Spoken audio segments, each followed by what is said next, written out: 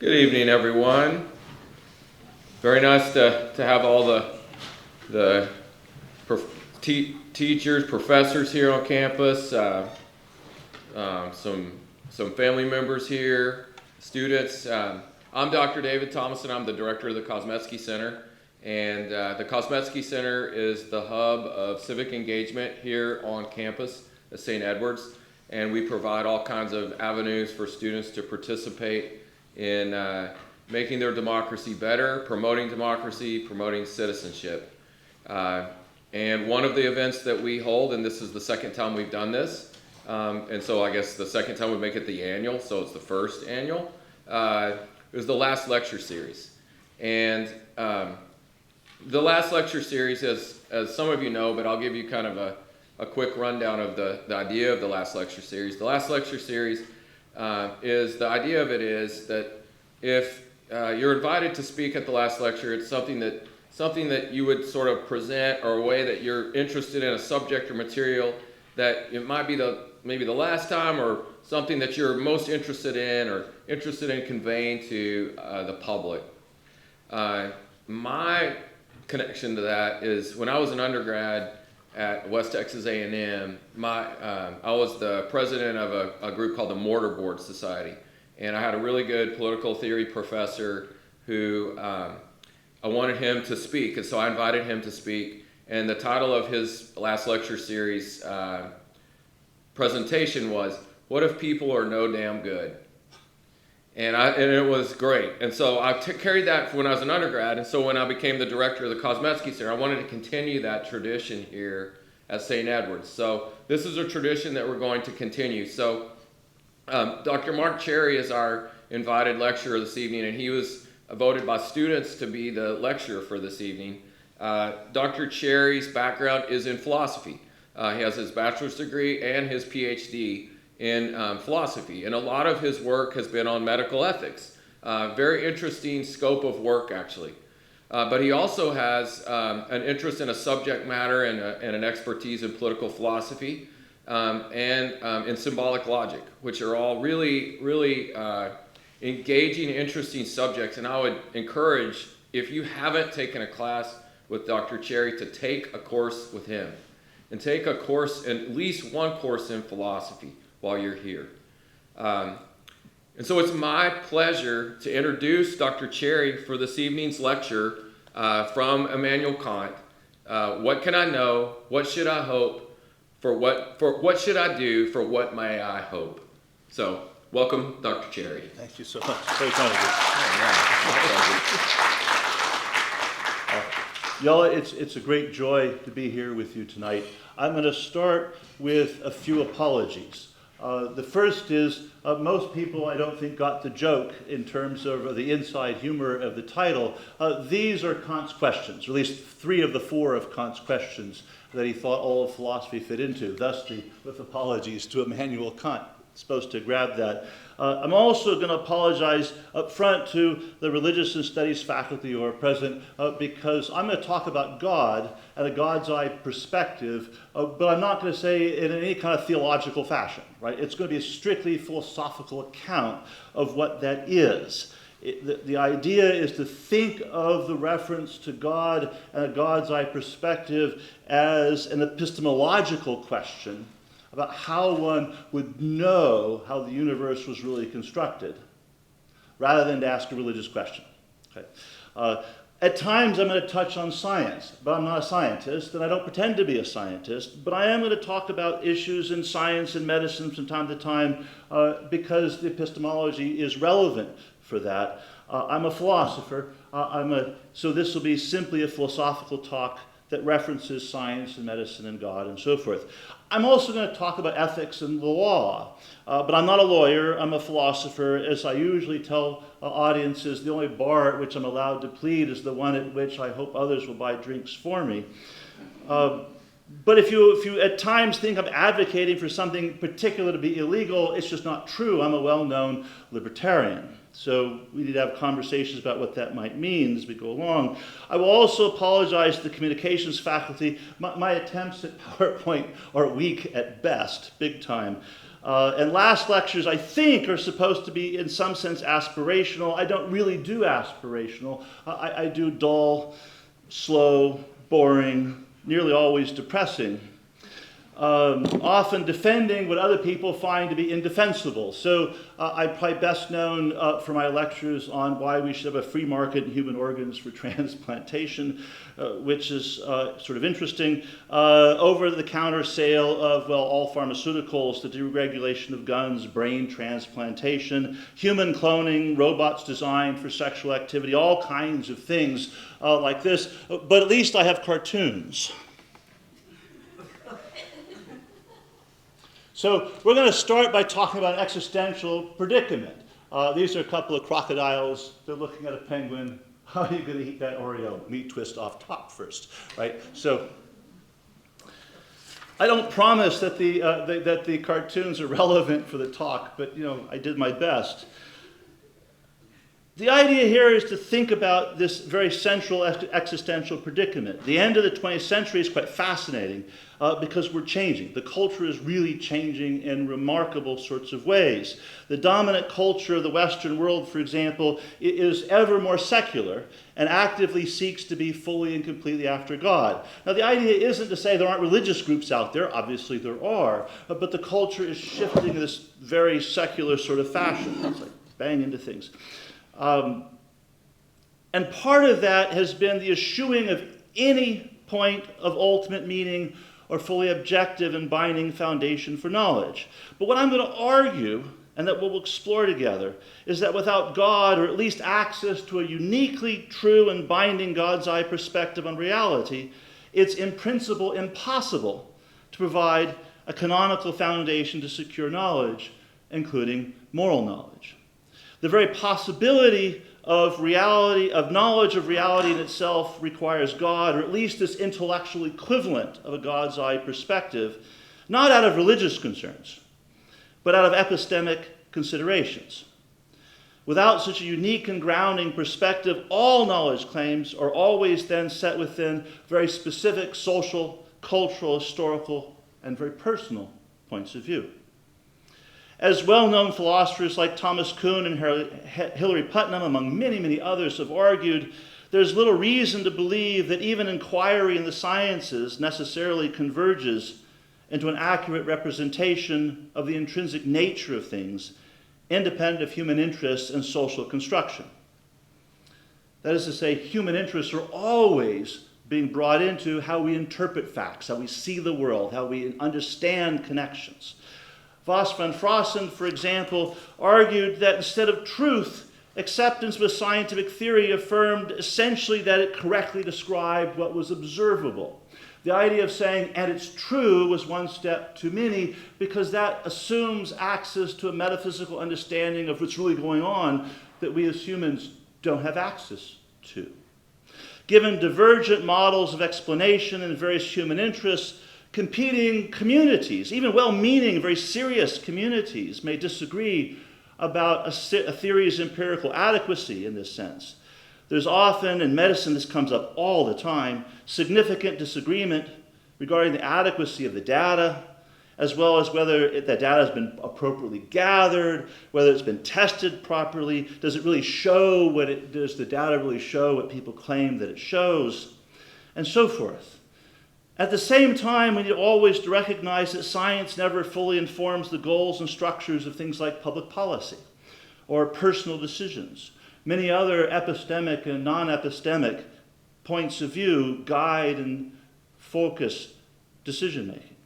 Again, here the suggestion is not that given a choice amongst competing theories, each grappling to engage with the observable phenomenon, that it makes no difference which one chooses.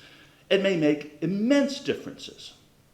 But without access to a uniquely true and rationally binding God's eye perspective on reality, the decisions that we make about a theory regards that theory's pragmatic virtues for us, such as utility, or how well it explains the phenomenon, how well we can manipulate the world with it, rather than truth per se. That is to say, truth, this idea of a definitive proof of a connection between a proposition and the deep nature of reality requires metaphysical knowledge that unless you have access to this unique and binding perspective of God is beyond our grasp. Another way of making the same kind of point is that each and every one of us is stuck our whole life with a life sentence in prison. This is the only way you get to experience the world. You see the world through these eyes, through the senses of your taste and touch and so forth. You never get to experience the world as others experience it. You can't, even in principle. Right? We can talk to each other about things. We can try to engage in intersubjective discussions about what we agree on, what we don't agree on, but in the end, we're all stuck in this fashion. That's our existential predicament. So the next part of the talk looks at what can I know. Now, this particular cartoon I absolutely love. Because I identify with the young man pushing at the door that says pull, and not because of any kind of gifted nonsense on my part, but because I do that all the time, right? And people are forever saying, it says pull, and you're pushing. And it always reminds me of my absolute favorite doors in the entire world. Now, I don't know how many of you have favorite doors. I have favorite doors. One of the places I really enjoy going is Hong Kong. And one of the universities where I give lectures from time to time is the City University of Hong Kong. And one of the ways into the university is this big panel of doors. You've got all these doors, and on the outside they say push. They say pull. And on the inside they say push, but they swing both directions. Right? So it's my counterexample that one should always read the sign. I said, well, in a sensible country like Hong Kong, it doesn't matter how it's labeled, you still just go in. So anyway, that's why I like the cartoon. Right. So what can I know? Partly what we need to recognize are things like the empirical reality of moral diversity. Immense descriptions and discussions of morally diverse understandings of the world. We need to recognize the depth of ethical disagreement and the wide range of moral and religious beliefs. And documenting this is actually easy and very straightforward. However, acknowledging significant moral diversity is one thing. Denying the very possibility of objective meaning and moral truth is entirely another matter. While individuals and institutions routinely stand on different sides of moral arguments, one can always hope for eventual resolution of ethical controversies. Even in the face of moral disagreement, for example, advocates can still claim to distinguish truth from error, goodness and virtue from evil and vice. But with the death of God comes the denial of any binding, fully objective perspective to ground or understanding of morality. Again, truth as the comprehension of reality as it is in itself vanishes. And the idea that I want you to want to sort of illustrate as we go through is that that circumstance, what I've just described, is precisely what is coming in the Western world in many, many ways. What we have is a postmodernity that's been embraced that radically transforms our apprehension and our understanding of reality itself. Among the ramifications of this existential shift is that the very significance of knowledge claims has been radically weakened, and morality has been deflated. What happens is throughout the history of philosophy, reference to God or to a God's eye perspective on reality plays a foundational role in securing knowledge claims. Reference to God and his unique knowledge provides a perspective necessary to invoke the regulative idea of an unconditioned truth or an unconditioned knowledge of reality. That is to say, knowledge of reality that's not set in a culture or a place or a time, but rather one that is known to be true, capital T, true. Appeals to God and to a God's eye perspective in this fashion were made by philosophers as diverse as Plato, Aristotle, Marcus, Cicero, Thomas Hobbes, René Descartes, Leibniz, and Immanuel Kant. And we'll just go through a few of them, just illustrate what I'm trying to reflect on. So we'll start with just as Plato's Euthyphro. In the Euthyphro, Plato explores the foundations of morality, and throughout he appeals to a God's eye perspective as a way of trying to talk about what really is moral truth. Right? And I just read the quote for you. He says, well, and what if Euthyphro does prove to me that all the gods regard the death of the serf as unjust? How do I know anything more of the nature of piety and impiety? But I will amend the definition so far as to say that what all the gods hate is impious, whether they love pious or holy, and what some of them love and others hate is both or neither. Shall this be our definition of piety and impiety? So what Plato's doing here is he's trying to figure out the definition of piety, of moral virtue, and he's referencing God. He's saying, well, if I knew how God understood it, then I would know for certain what it was, and it wouldn't just be what we think in Athens versus what's thought in Sparta versus what's thought in other parts of the world.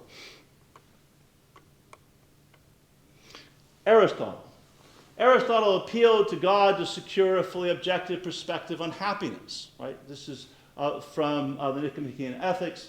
It says, quote, but that perfect happiness is a contemplative activity will appear from the following consideration as well. The activity of God, which surpasses all others in blessedness, must be contemplative. And of the human activities, therefore, that which is most akin to this must be of the nature of happiness. Right? So again, what he's doing is he's gone through the whole book thinking about moral theory and moral analysis and how one ought to live. And by the time you get to the end of the book, he says, well, if you really want to do it right, you have to know how God understands things. Okay. Cicero on moral duties. Cicero rank ordered duties first in terms of what was owed to God. It says, quote, but in society itself, there are gradations of duties from which it may be determined what one owes in an individual relation. Thus we are bound in obligation first to the immortal gods, secondly to our country, thirdly to our parents, then by successive degrees to other persons more or less nearly related to us. And he's sort of walking through his account of what how one should understand moral duties. And again, he starts with a reference to God and how one ought to understand moral duties. Thomas Hobbes in Leviathan appeals to God in part for the authority of the state. Says this is more than consent or concord. It is a real unite of them all, in one and the same person, made by covenant of every man with every man, in such manner as if every man should say to every man, I authorize and give up my right of governing myself to this man, to this assembly of men on this condition, that thou give up thy right to him and authorize all his actions in like manner.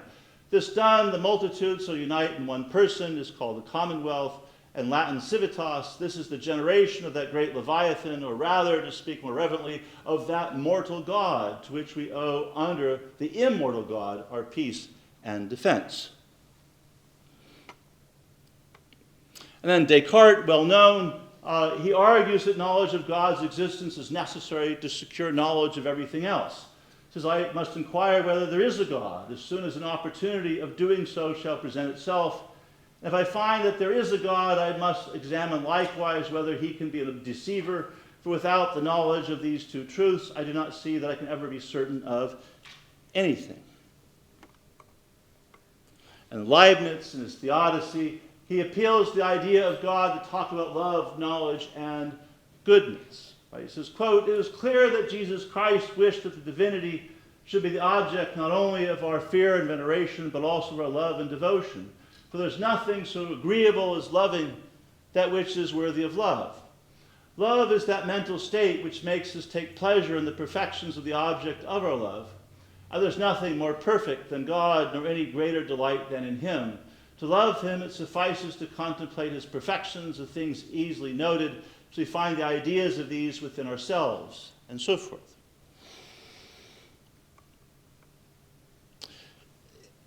As we're reading through, and you can see this again and again in the history of philosophy, it's not necessarily that these thinkers believed in God's existence, thought of God as an object for religious devotion, or appealed to the same God, or referenced God in the same way, given different intellectual contexts, points of theoretical analysis, or conceptual arguments. But rather, again and again, at least for philosophers looking at it. Again, I'm not a religious studies professor trying to track that particular piece of theology that might be there. What's happening is, again and again, philosophically, they're referencing God as this epistemological gold standard. The idea of the knowledge of reality as it is in itself. This perspective that's not set in a particular place, a particular time, a particular culture, or within a particular person. Right? It's totally and completely objective. Okay? Reference to God in this sense functions as the epistemological standard. God, or fully objective God's eye perspective, provided a way to think about reality and knowledge totally independent of all social construction. We get to Immanuel Kant. Right? And Kant understood that the idea of God plays a foundational role for securing the very possibility of the coherence of reality. He says, finally, as concerns theology, we must regard whatever may belong in the context of possible experience as if this experience amounted to an absolute unity that were nonetheless dependent throughout and were always still conditioned within the world of sense. Yet whatever belongs to that context must be regarded by us at the same time as the sum of all appearances, the sensible world itself, had outside its own range, a single highest and all-sufficient basis, viz., as it were, an independent, original, and creative reason. I mean, a reason by reference to which we direct all of our reason's empirical use in its greatest expansion, as if the objects themselves had risen from the archetype of all reason. Right? He says, Kant says, in order for us to understand the world as in fact functioning in the ways that we think it functions, as being consistent all the time and so forth, have the kind of laws that we experience, we have to understand it as if there's a God. Notice the language I used, though. I said, as if there is a God. Okay? And that's an important thing for Immanuel Kant. It's unclear to many people whether Kant actually believed in God, even though he references God on a regular basis. The number of biographies that say he didn't believe in God. But Kant is using God as this intellectual perspective to get us to try to think about how to understand reality as itself, in itself. He says, without God and a world invisible to us now, but hoped for, the glorious ideas of morality are then objects of approval and admiration, but not springs of purpose and action. Right? He says, unless you act as if there is a God, it's hard to even understand, Kant argues, why you would worry that much about things like morality. He says, so you must act as if there is a God. In the Critique of Practical Reason, he talks about our duty to promote the highest good. And he says this presumption is made only under the condition of the existence of God, and this condition inseparably connects this supposition with duty. Therefore, it is morally necessary to assume the existence of God in this manner, through the concept of the highest good and the object and final end of pure practical reason. The moral law leads to religion. Morals is not really the doctrine of how to make ourselves happy, but to make ourselves worthy of being happy. Kant understood that in this life, in this limited sense, we can't guarantee we're going to be as happy as we're worthy of being happy. So what he argues is that morality was really about working as hard as one could to make oneself worthy of being happy. But in order to make that work out properly, you had to act as if there was a God and as if you had an immortal soul. So you would have an infinite time frame to work out worthiness of happy. And yet, Kant was very likely an atheist. Right? Scheffler, this is a quote from Manfred Kuhn, Scheffner had often heard Kant scoff at prayer and other religious practices. Organized religion filled him with ire. It was clear to anyone who knew Kant personally that he had no faith in a personal God. Having postulated God and immortality, he himself did not believe in either. His considered opinion was that such beliefs were just a matter of individual needs. Kant himself felt no such need. Right? So he's using this account of God as this very important epistemological gold standard as a way of trying to help us think through very carefully why one ought to be moral and what that might mean, and how to think about the idea of the universe held together in this very careful fashion, even though he himself may not have believed and stuff. And I'll point out to you, those who are interested, this is a controversial statement. There are lots of people out there who do think Kant believed in God and was religious. I don't think so, but I'm not a specialist in that particular aspect of Kant. When one moves past Kant, we get to Hegel. Hegel recognized, when he reflected on in Glauben and Wissen, or as Nietzsche announced in his book, The Gay Science, with his diagnosis regarding the death of God, that what one sees in Hegel and in Nietzsche is that the dominant culture of the Western world was moving away from even using God as this epistemological gold standard. It was beginning to reject the very idea of a transcendent, fully objective and binding perspective on reality, as well as on the morality that such a perspective would secure. Hegel concluded, for example, that philosophy must embrace a fully secular and thus godless and weakened apprehension of being. His rhetorical expression summarizing this conclusion somewhat poetically concludes that the passion and death of Christ on Good Friday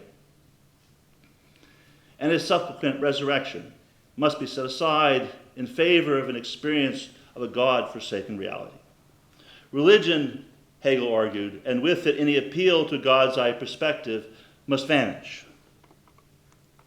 So here we have Hegel. He says, thereby it must reestablish for philosophy the idea of absolute freedom. Along with it, the absolute passion, the speculative Good Friday, in place of the historic Good Friday. Good Friday must be speculatively reestablished in the whole truth and harshness of its God-forsakenness. Since the more serene, less well-grounded, and moral individual style of the dogmatic philosophies and the natural religions must vanish, the highest totality can and must achieve its resurrections solely from this harsh consciousness of loss encompassing everything, and ascending in all its earnestness and out of its deepest ground to the most serene freedom of its shape. Hegel acknowledged that the culture of his time is characterized by the feeling that God himself is dead. That comes even much earlier than Nietzsche. It shows up in Hegel. Religious focus on transcendent claims about who God is, how he experienced the world, and what he commands was being replaced, Hegel argued, and ought to be replaced, Hegel argued, with imminent philosophical speculation set within particular cultures, times, and places, but without God. But notice what's happened then. Epistemologically, this claim about knowledge shifts from thinking about knowledge of reality as it is in itself, and it starts asking, how do we understand those things here and now in my place and time, versus how somebody else experiences it there in their place and their time and their position in history. Hegel appreciated that neither belief in God nor even in principle acceptance of a God's eye perspective as the regulative ideal of an unconditioned perspective of reality was any longer acknowledged as a relevant cultural or moral point of reference. Transcendent claims about who God is and how he experiences the world and what he commands, he argued, must be replaced by this imminent philosophical speculation. And then if we move to Nietzsche, Nietzsche in turn yearned for a world that would no longer recognize even the shadow of God's existence. He sought a world fully and absolutely after God. He said, quote, after Buddha was dead, his shadow was still shown for centuries in a cave, a tremendous, gruesome shadow. God is dead, but given the way of men, there may still be caves for thousands of years in which his shadow will be shown, and we still have to vanquish his shadow too. Nietzsche demanded that concepts of good and evil, virtue, vice, and human flourishing be totally rethought in fully secular terms, without any residue whatsoever of God's existence or God's commands to guide our thinking. Right? We won't read this whole thing, but we'll read parts of it. He says, let us beware of thinking that the world eternally creates new things. There are no eternally enduring substances. Matter is as much of an error as the god of the eclectics. But when shall we ever be done with our caution and care? When will all these shadows of God cease to darken our minds? When will we complete our deification of nature? When may we begin to naturalize humanity in terms of pure, newly discovered, newly redeemed nature? So, this is our existential predicament. All epistemical claims, knowledge-based claims, on this side of the death of God are set within limits of human reason and human experience. Human understandings, however, are always set within socially and culturally and historically conditioned perspectives.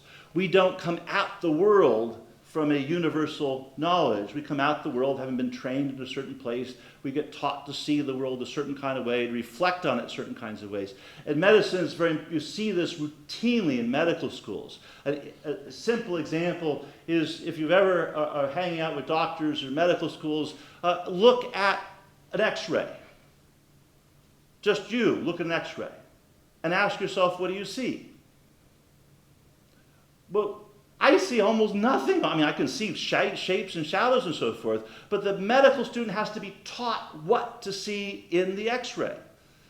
In other words, they have to even be shown what is in fact there in order to learn to see what is in fact there. And it's really fascinating to watch medical students learn this and be trained to see the world in certain kinds of ways, and the way in which different groups of physicians are trained to see the world in different kinds of ways.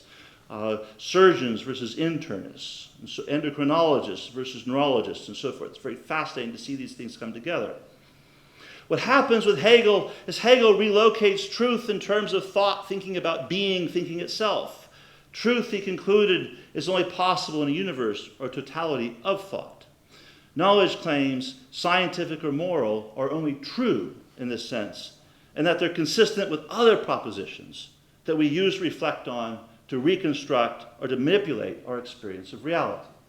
Again, one of the fascinating things that happens for me is I travel a great deal. And as confident as I am about how things are, when I land in Shanghai and I wander into the city to go visit with colleagues in Shanghai and mainland China, I discover they see the world really differently than I do. And that's a really important sense to experience. It doesn't mean we can't get along. It doesn't mean we can't have conversations about things. In fact, they'd be wonderful friends. But this idea of the real world that's out there for us to sort of grab and see and understand, and then we can sort of solve, you run aground again and again on the reality that these really lovely people experience a radically different world than I do. And I've been going to China now for 25 years. And every time I think I understand how to get inside the Chinese mindset to really understand how they experience and see the world, the more I discover I haven't got it. I go there and I'll think I've gotten it, and you just realize in a very humbling way, boy, I didn't get it even a little bit. There's just experiencing things differently. You see this in Europe also, but the reason I reference China is it's just so different. Right? It's remarkably useful sort of thing to do. If you ever get a chance to go to such places, I recommend it. So this goes to our next topic, what should I do? And so I have a cartoon for you. This is from Pearls Before Swine. We have pig saying to, rat saying to pig, "Pig, I'd like you to meet my friend Professor Bob. He has tenure, so he has lots of academic freedom." Pig says, which means what? Second panel, it's No Pants Monday. And then we have I Fear Tuesday. And the second one, because I couldn't help it, hey, tenured Professor Bob, is there any way for university to fire you? For the record, I just signed the contract for next year. Right? Like, what if you took a bow and arrow and shot a colleague in the back? And Professor Bob says, well, how many times? And he says, well, less than 3 is a real gray area. So...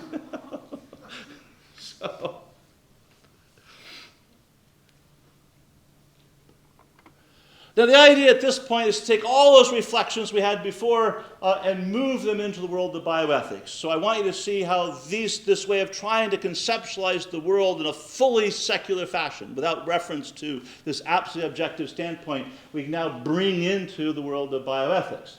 And what one finds in, again, the world of bioethics, this is my world I live in, they actively shun this idea of God or any other transcendent point of orientation. Again, I'm not suggesting that there aren't religious people working in bioethics out there. There are many.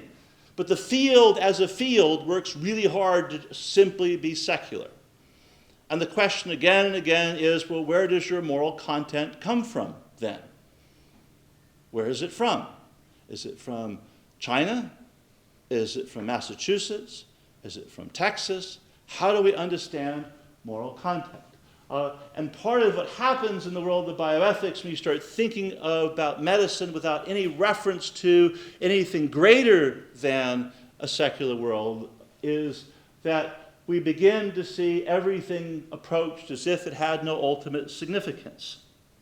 It was just good for me, good for you, or how we wish to engage in things. Without God, as I've pointed out, there's no way to talk about an unconditioned or true perspective on reality. Consequently, at best, moral claims are again and again set within our own personal intuitions, our cultural interests, our political objectives, each of which is always also socially, culturally, historically conditioned. Right? Again, think of my reflections on being in mainland China. They have a radically different culture from Texas. Not one that I can't understand or can't get along in, but it's very different. Right? And trying to help people understand and translate in those ways is very challenging. When talking to scholars in China and trying to get an understanding of how they would approach these very same kind of medical, moral issues that we're going to be talking about just in brief as we go through. But one finds again and again is that morality is just fragmented into numerous perspectives with no in-principle method for determining which is in fact true.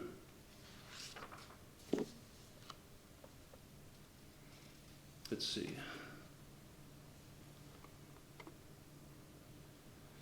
With all of this moral pluralism that's out there, and it's easy to document, as I've mentioned, what's called standard American bioethics, right? Tries to sort of solve all of this moral divisiveness out there by referencing 4 major principles that they consider to be important.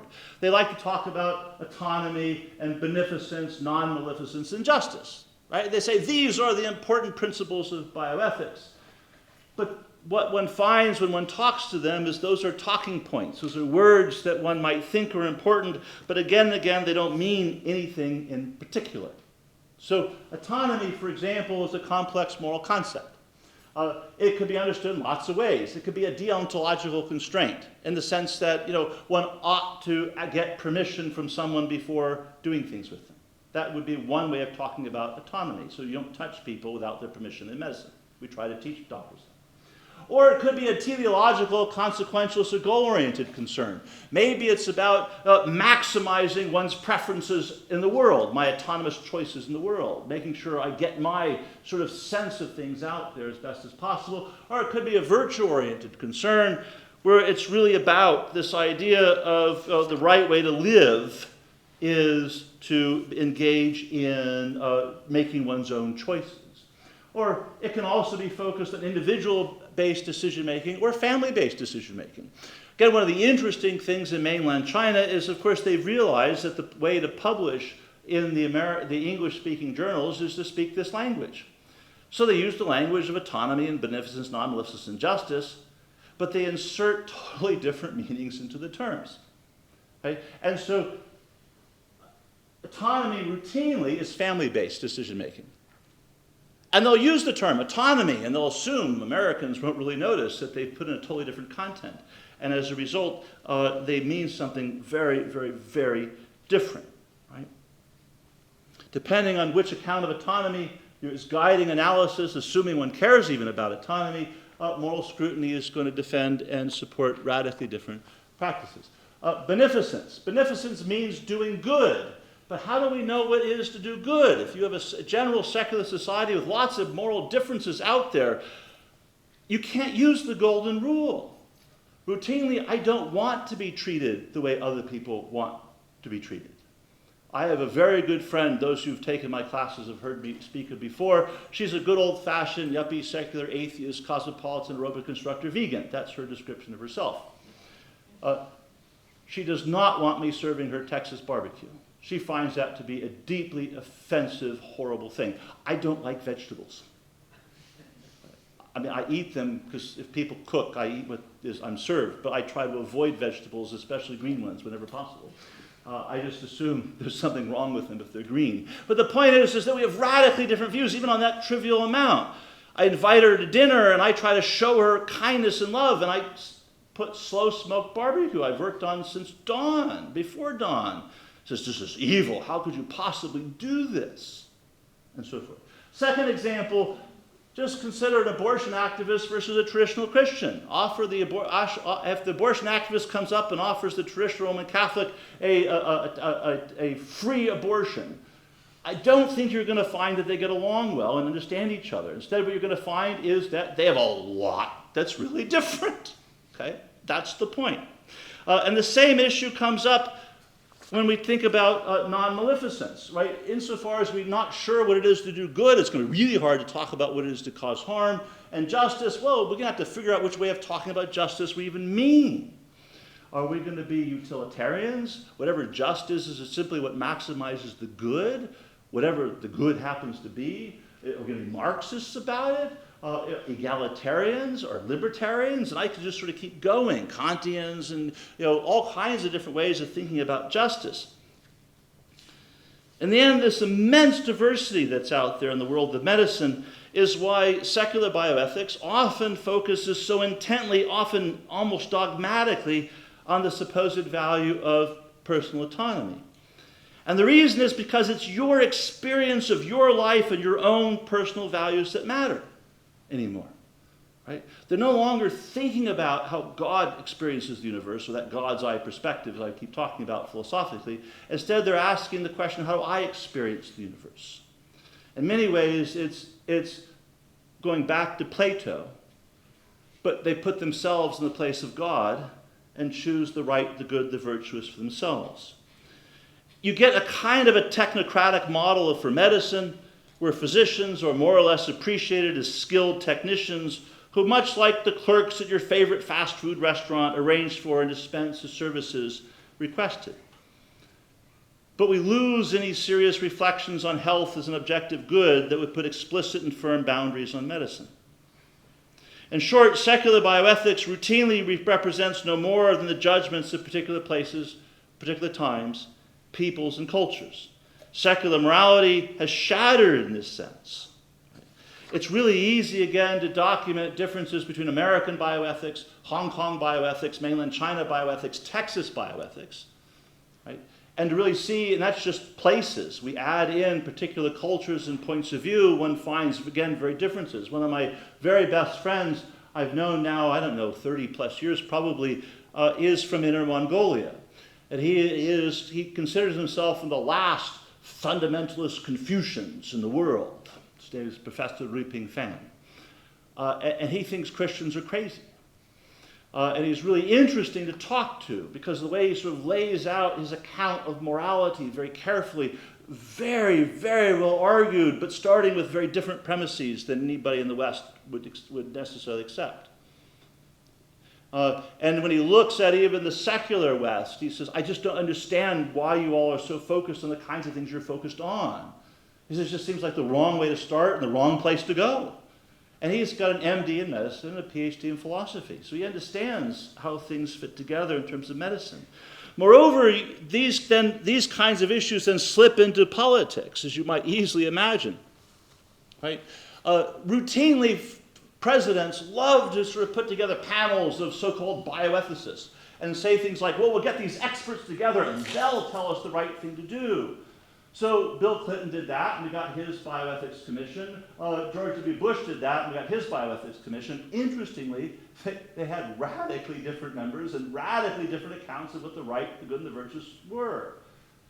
And then you can easily then put in Obama's people that he put together to advise him in bioethics, not to mention Trump, and you get a mad mass of medical morality. Lots and lots of different positions.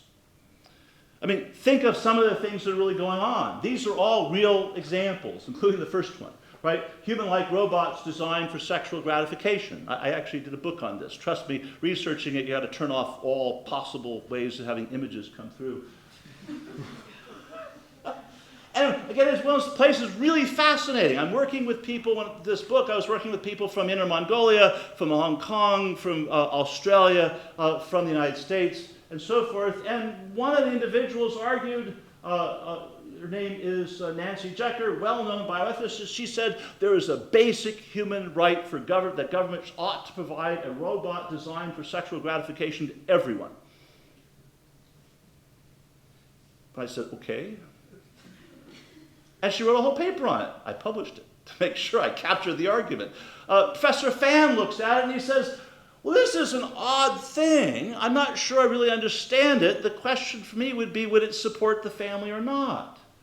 They want to think it through in those terms. Insofar as one was a traditional Christian or a traditional Orthodox Jew or some other traditional religion, Islam, for example, is pretty obvious what the problems were.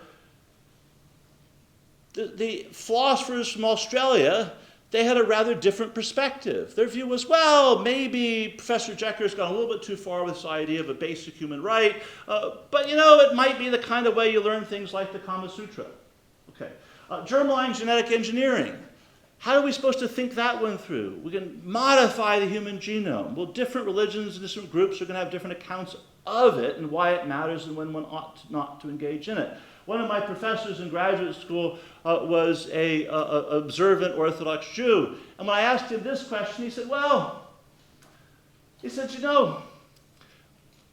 we're supposed to use our rational understanding to change and control and shape human nature and the world around us. He said there are some things we're forbidden to do, but other things we may engage in. Right? Various forms of plastic surgery, brain transplantation. Another one, there are groups actively working on transplanting brains from one body to another body. How are we supposed to think about that? Things like abortion, infanticide, euthanasia, eugenics. Euthanasia in Canada is now encompasses approximately just maybe about 4.5% of all deaths every year. Right? They didn't just legalize it, they adopted it and really made it something that they thought of as good. Now, if you're a traditional Orthodox Jew, you look at it and say, no, I can't do that. That's inappropriate. That's not acceptable. If one's a traditional Roman Catholic, it also won't work, and so forth. So immense diversity, human cloning, and so on. Right? How do we think of these things? The debates go on and on and on. They're often fun, they're often interesting. They tell us a great deal about the disputants, but over and over again, they don't resolve. They're sort of like watching really great late-night television, right? They kind of go on and on with interesting arguments and so forth, and we have a lot of fun with them. And the question is, how can we resolve things with a contentful fashion? So, for what may I hope?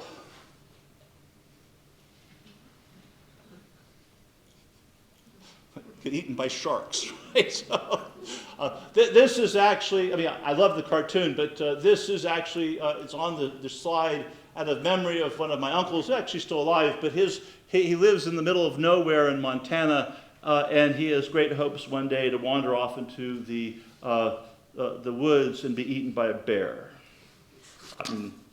That's what he hopes for. Okay. The puzzle here is that reason cannot solve these existential problems, right?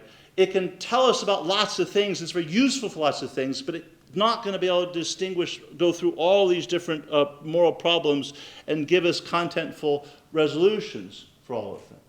Part of it comes out nicely in this quote from Robert Nozick, where he just says, look, philosophy is incapable of demonstrating that there's one objectively best way for persons to live. Persons are different. People are different. They differ in temperament, interest, intellectual ability, aspirations, natural bent, spiritual quests, and the kind of life they wish to lead. They diverge in the values they have and have different weightings for the values they share. There's no reason to think that there's one community which will serve as ideal for all people, and much reason to think that there is not.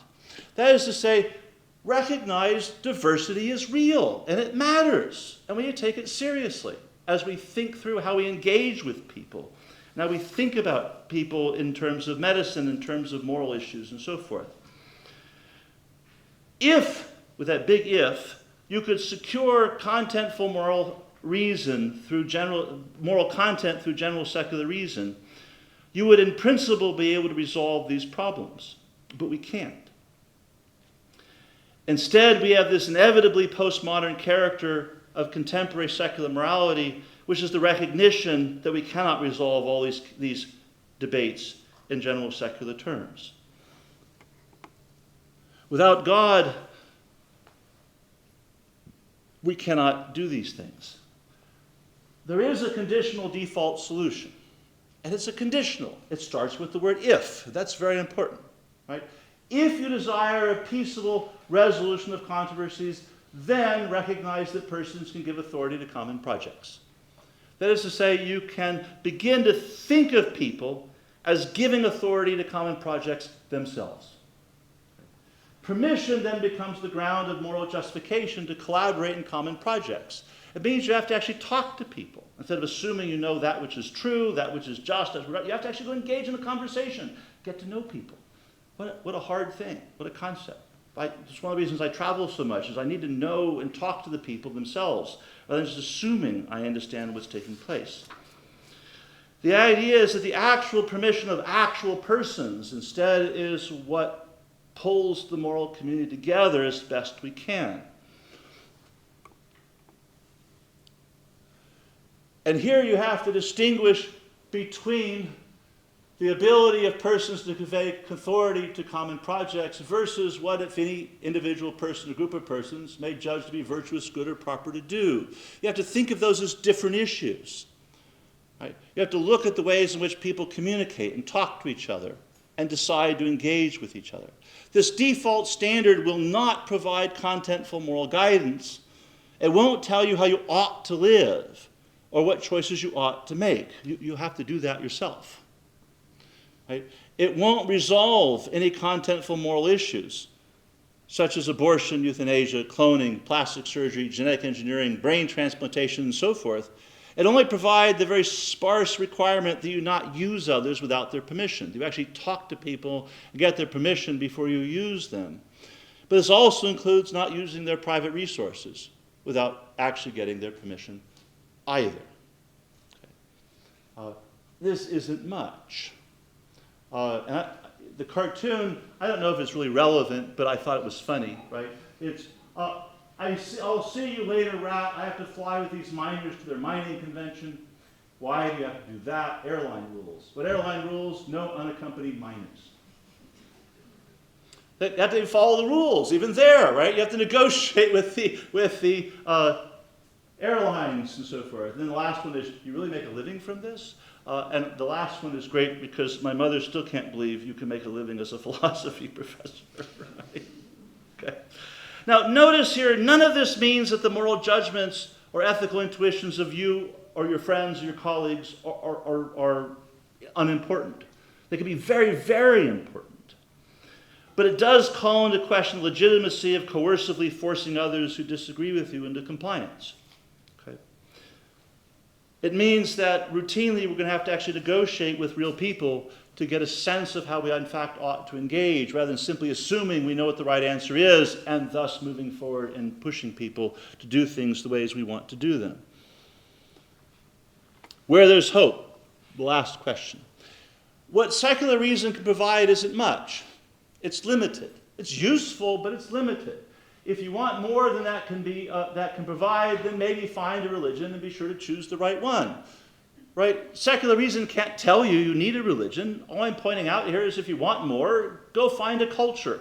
Go find, the Confucians have a remarkably robust and interesting way. Or insofar as one is a Christian, engage in this, things like that. Just recognize you're going to find radically different bioethics in China, amongst the Buddhists, amongst the Roman Catholics, the Orthodox Christians, the Orthodox Jews, and so forth, and radically different accounts, as well as amongst the yuppie, secular, atheist, cosmopolitan, robo-structure vegans. It's just very different. And then I love this particular cartoon. We've got the pig and zebra. Hey, zebra, what you watching? A funeral for one of the crocs. I didn't think they held funerals. I didn't either. At least I've never seen one. Me neither. Yeah, and it's weird, but there's something about it that's reassuring. How so? I don't know. I guess it makes me realize that they too suffer loss, that they too need the comfort of ceremony and the company of loved ones to get them through. I mean, look, they're even eulogizing him. And then we get the croc. Fred died. No one cares. Me take his beer. He says, never mind. Hey, you, why you get his beer, Larry? Because he's bigger than you, Bob. Okay, we vote kill Larry. So the suggestion is maybe that's not the right religion to adopt, but even it has a content. Is the point. So if you want more than secular reason can provide, because it's not much, you might need to look in a particular culture, in a particular place, in a particular time. Just be sure you do it correctly.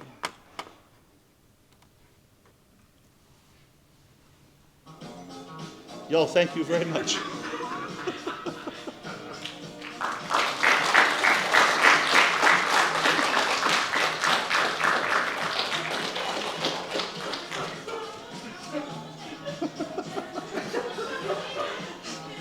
That's an American woodcock. And they actually walk, this is him walking across the road, actually. This is what they do. Somebody else said it to music. It's very funny. That was great. That's right. Oh, absolutely. I'm happy to take questions, by the Yeah, way. I have a microphone. And We'll turn off the stay Bee alive. Gees. Right? Question?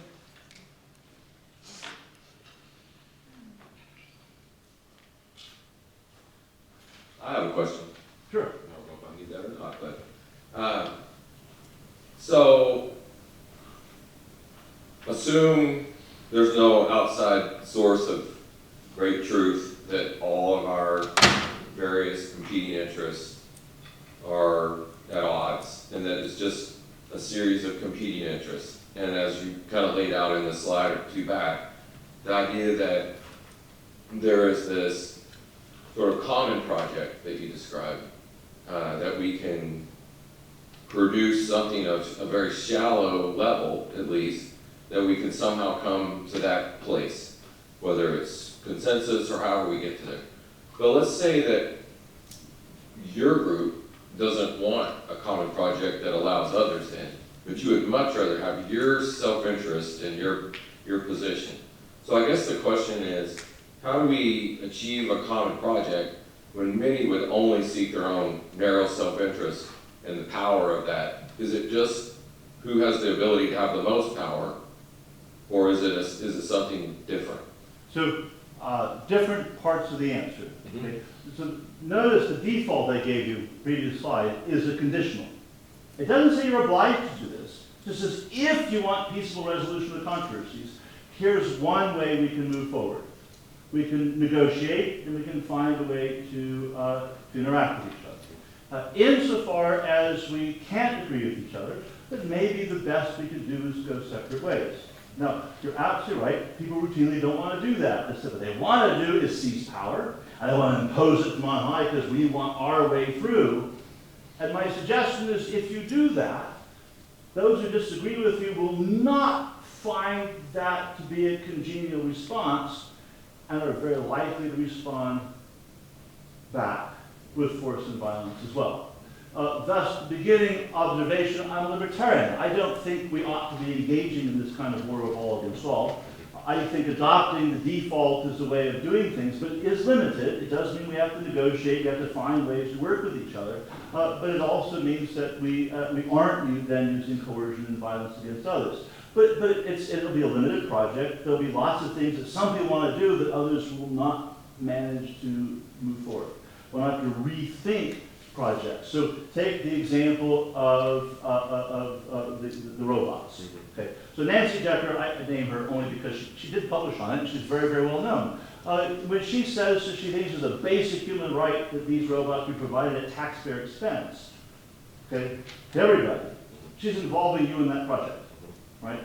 And if you think this is a really horrific project, I know lots of people who are secular think it's a really horrific project, and religious people who can't imagine what's going on, but you're being involved in that project. Right? And as a result, one might imagine that person pushing back, trying to get their people elected to sort of impose a different point of view. Right? In which case, we're just back at the beginning of a war of all against all. We don't have peace, we have chaos. I'm against chaos. And I think we should have peace. As a result, I think we should engage in lots of negotiations. One finds this with physicians routinely. I mean, my medical ethics class, we're always talking about physicians and patients. And the idea is what a physician is supposed to do routinely is say, this is how I practice medicine. Now, they look at the person's diagnosis, they look at the person's history, they look at the slides, all the information, and they say, this is how I understand what's taking place. Right? At that point, the patient has to decide, do I want to be treated or not? And sometimes we want to be, a lot of times we want to be treated, we trust the doctors. Other times we maybe go to a different doctor, we get a second opinion. We want a different account of what's taking place. Other times people go see doctors that, I wouldn't approve of.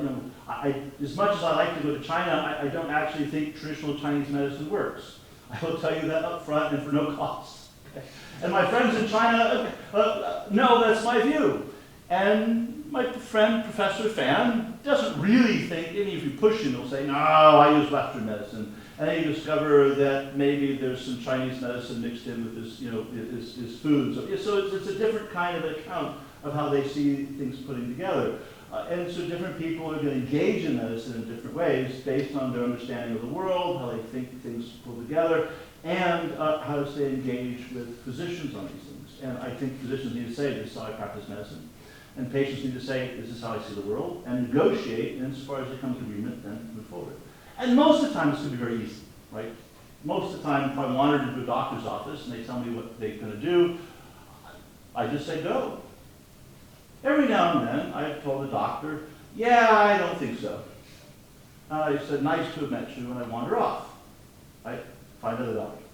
Sometimes that affirms the first doctor, sometimes you get a totally different account, and then you got to make a decision. And you might say then, well, Cherry, which is the correct account, the first person or the second person? I don't know. I can't see the universe that way. Right? The horrible example, horrible in the sense of what happened, not in the sense of how useful it is, I give is a friend of mine in Houston. She discovered a lump in her breast. So she went to see a doctor. The doctors did a test and said, well, as near as I can tell, it's stage 1 cancer. It is a slow growing, and I think you really ought to have a lumpectomy, but it's not an emergency. Okay. She said, I'd like to get a second opinion. I want to know how to see the world. She goes to see a different second doctor. The second doctor says, I think that this is a much more aggressive tumor than the first doctor said. I think it's spreading much faster than that person said. I think you need a radical mastectomy. And we need it fast. She called me up. She said, Mark, how do I understand how to make this decision? Who's right? I said, I don't know. And I can't know, because I can't see the universe the way God sees the universe. I don't know which is exactly the right answer in a case like that. Two different doctors looking at the same scientific data, interpreting the data in different ways.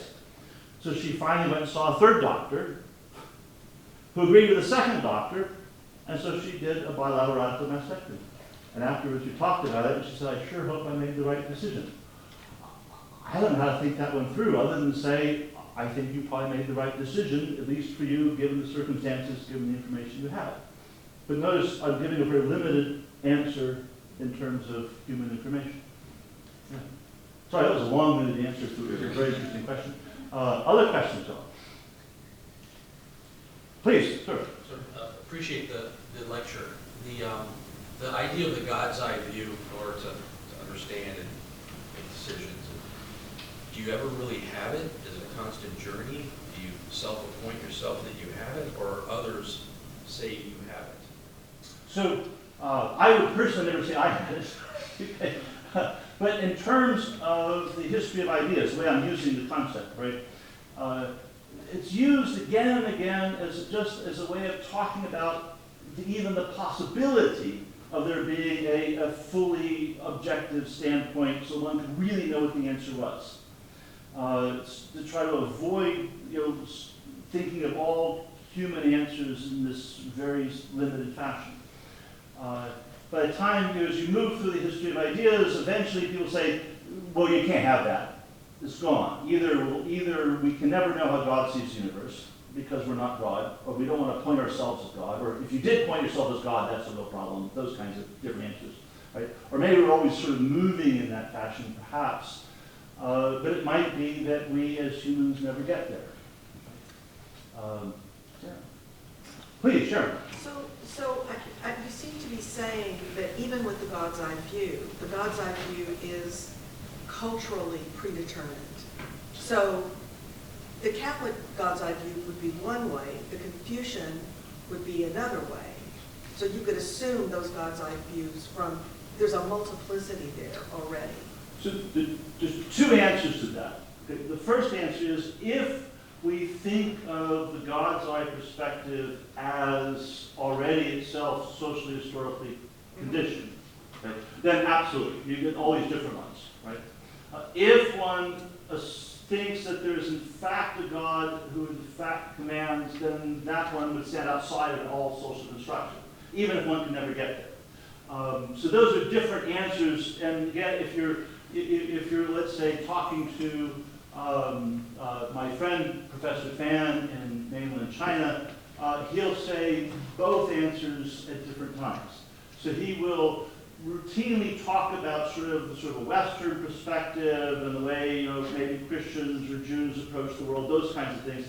And other times he'll say, but I think you all are just wrong. It's not just different, you're wrong. You really ought to know the Shandip, the Most High God, and orient towards Him. In order to do that, you have to sort of think of the world the way Confucians think of the world. And so you end up with at least the in principle possibility of both answers, is sort of how I would describe it. But is it ever possible to get to the pure God's perspective? Not through philosophy. Philosophy won't work. Yeah. Yeah. So I think I'm trying to sidestep so I don't upset agreeing. my colleagues in religious and theological studies who will give me a different theological answer, because I don't want to give a theological answer, only a philosophical one. But philosophy won't get you there. Yeah. Right. Yeah.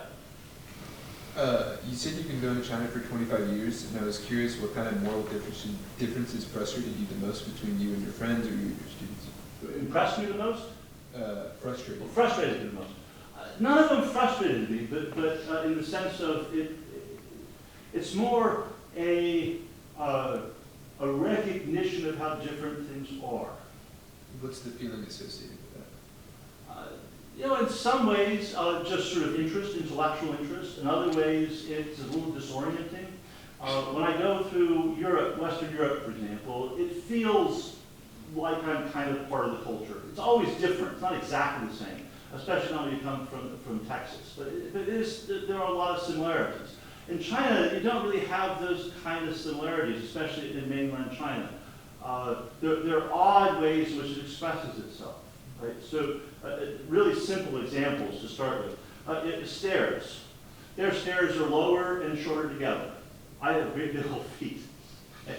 And so I'm constantly stumbling on them. Now, they build stairs based on the local size and shape of the people. I'm not typical. Okay? Another example is I'm a tourist attraction. Oh, every time I've been to mainland China, often in Hong Kong, people come up and take my photo.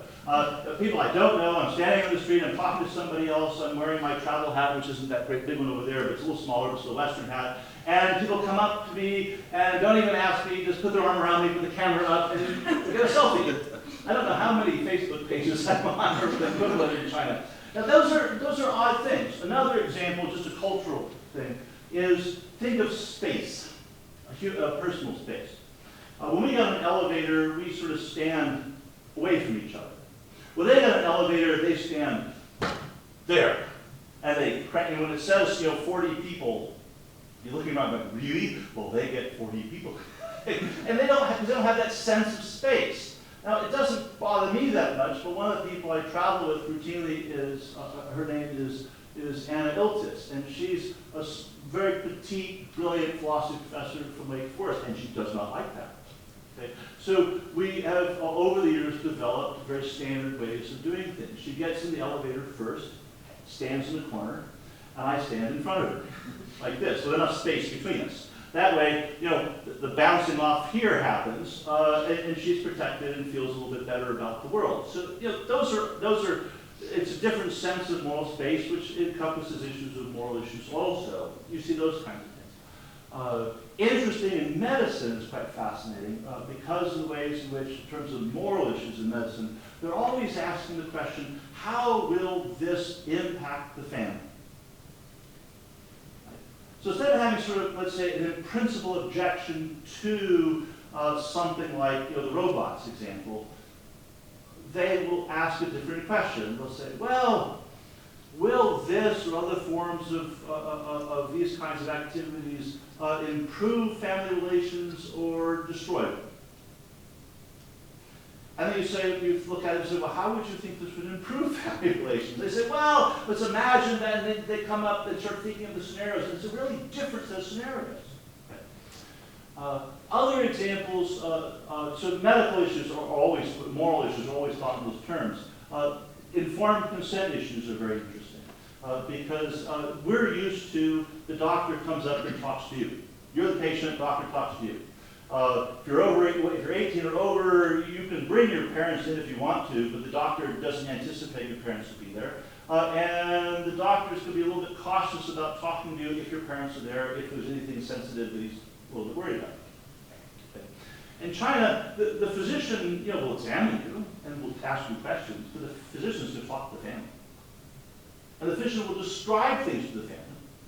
And the physician will announce to the family, this is how we're going to proceed, and the family can object, but basically they're going to follow the physician's guidance more or less. And then part of the discussion, well, at times, not always, but at times will be, do we tell the patient what's happening? So one of the really interesting moments I had in really seeing this immense diversity of cultures and moral perspectives happened back when I was a graduate student in Houston. I worked for a physician.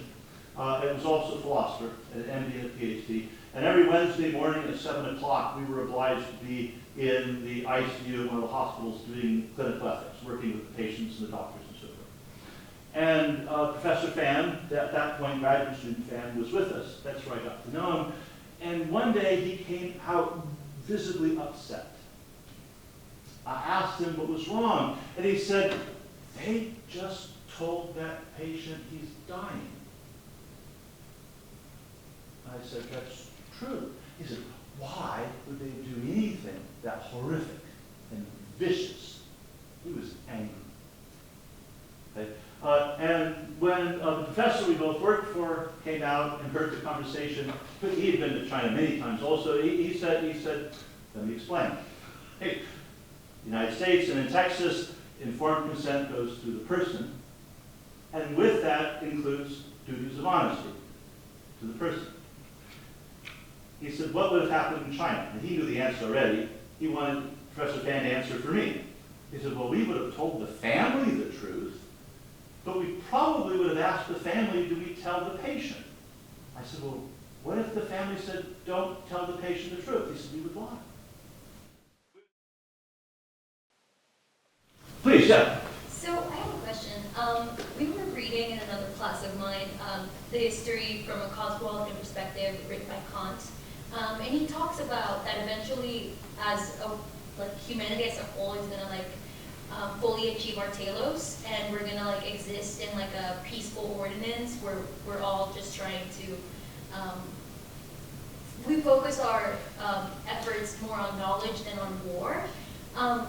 Under the post-God world, do you think that future is ever possible, the one that he talks about in his Enlightenment project?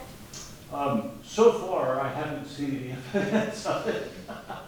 I mean, the number of people who are willing to sort of really just live in the ways, in the very limited way I've described, that from what one can just sort of give authority to common projects, try to pull people together as best one can, and try to avoid imposing always on others. It's hard. There aren't that many people. There's some, but maybe, I don't know. But I do think it's a limited set so far. Time for one more question.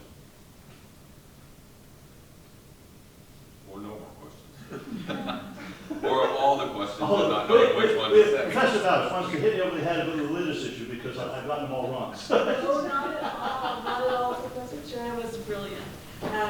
So I'm thinking about our current moment. It's such a divisive time in so many ways, and it strikes me that the project of bioethics after God is about hoping in this robust marketplace of ideas where individuals can negotiate and harness great argumentation and reason, that a pluralistic and diverse community can arrive when they want to at some strategies that can support the common good.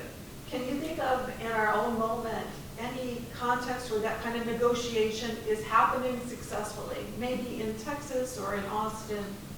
So I'm going to contextualize it even further. The language of the common good itself is a particular understanding, and different groups have different accounts of the common good. Of course. Okay. I think you see a lot of this actually in numerous places, right?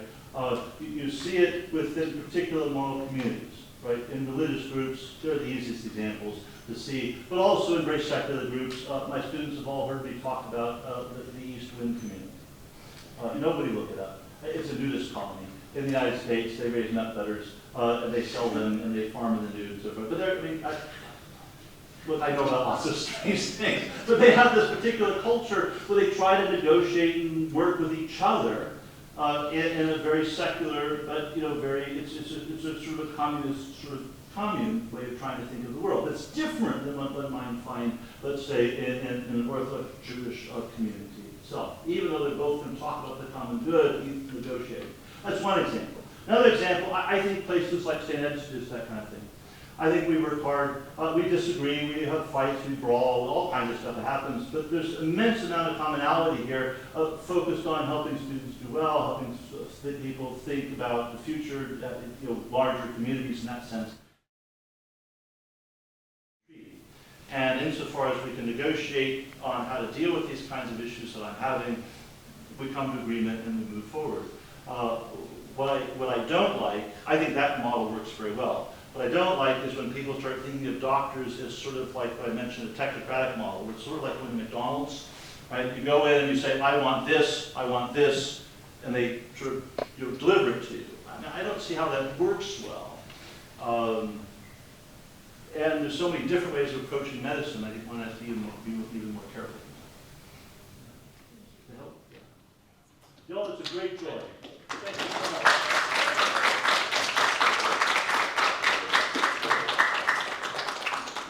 So, just to wrap up, we've got some time if you'd like to go out in the lobby. We've got some food out there as well, some refreshments. But next year, the Kozmetsky, so this is our last event for this year.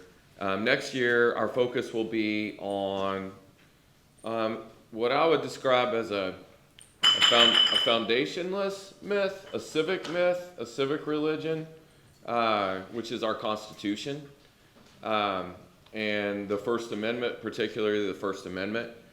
The idea of a shared set of values among competing interests that are often incommensurable value systems, coming together underneath an idea of a set of civic values that includes the foundationless foundation of the Constitution, I think is probably our most challenging and pressing issue here in the United States and worldwide, and the questions of how do we move forward as a collective group making decisions together. And so I can't think of a better way to kind of kick that off and to end this year with the conversation that Dr. Cherry provided this evening. So I really encourage all of you to be involved next year as we work together to think through those issues and think about the future that all of us have as members and citizens of our democracy. We don't have a plaque specifically to give, but I would like to show we are each year putting a name on a perpetual plaque. And last year, Dr. McCormick, who's in social work, provided the last lecture series. And this year, so awesome, Dr. Cherry will be the second member of this plaque. So this will be on here. Thank you so much. Thank you very much. Thank you. Y'all, thank you so much for coming. It's a great joy. I can hang out another 11 minutes, and then I have to go upstairs and teach. Always teaching. That was great. And some of you are coming to that class, I think. There we go. Yes. Got the music again. I like that. Wasn't that great? That's